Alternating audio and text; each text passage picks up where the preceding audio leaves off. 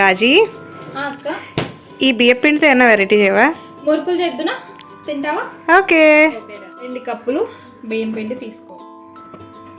పిండి వేసాను కదా, 1 కప్పు శనగపిండి. నేను ఉప్పు వేసుకుందాం. 1 స్పూన్ జీలకర్ర, ఇది వేసిన వాము తగినంత, 2 స్పూన్ల కారం, కొద్దిగా ఆయిల్, వాటర్ తగిన ఇదంతా కలుపుకోవాలి. వాటర్ మధ్య మధ్య ఇలా కలుపుకుంటూ ఇలా కలుపుకోవాలి.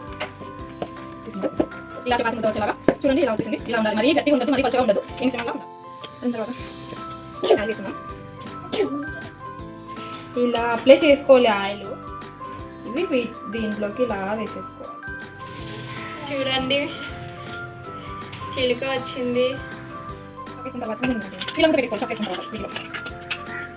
చాలా బాగా కాలింది. తర్వాత ఇలా తిప్పుకొని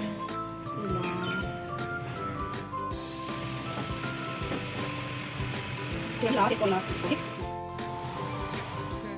తిరిగేసుకోవాలి. మధ్య మధ్యలో తిని చూసుకుంటూ ఉండాలి, మళ్ళీ మాడిపోతే బాగు.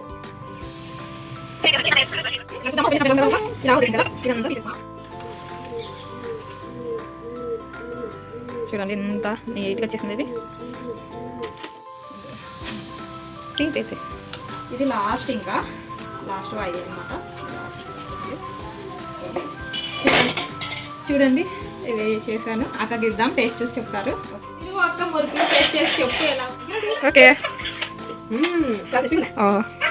ఓకే.